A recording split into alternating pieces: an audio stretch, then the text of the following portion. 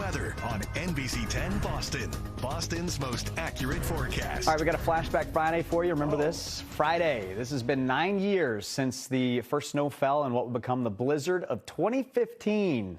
It's downtown Boston, and look at how much snow was on the ground back then. It's also so interesting. Pete's joining us right now. A couple weeks ago, I was down south, and I bumped into a guy.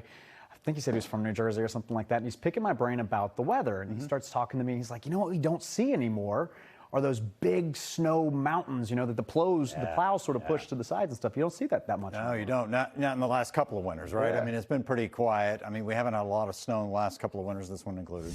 Marginal cold. Yeah, cold. No, that started off that blitz, right, that we went into February with, where we got the record snowfall in Boston, broke the all-time record. I don't see that happening this winter. I mean, we got to get the cold in place, too. We know February of that year in 2015 was one of the coldest on record, if not the 38 in Boston right now. Worried about the temperatures dropping tonight and maybe seeing a little bit of icing. Yeah, I am, too. Lawrence, you're not 47 degrees. Although we wish you were, that is not true. Visibility is down with the fog.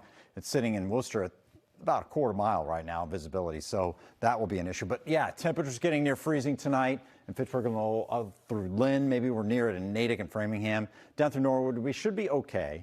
And same down in Taunton. The South Shore in general should be spared any icing, but still salting and sanding might be on order tonight on some of the major interstates north and west of the city of Boston. There's your warm front. Today we made it to 80 degrees.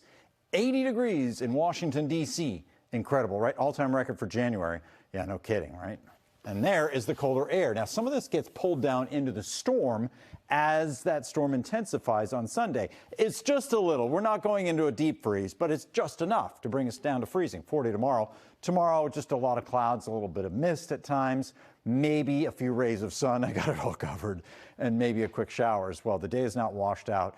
I'm optimistic that we could brighten the sky up a little bit, but 40 degrees is where we stop, and then 39 as the rain moves in and the snow on Sunday in the morning. That storm system is tracking to our south now.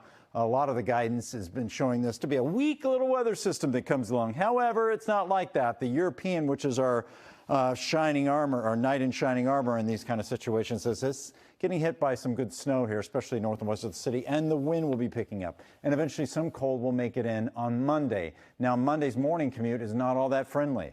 We see Boston, greater Boston, start off as rain, stay as rain, and then that switch over going into Sunday evening.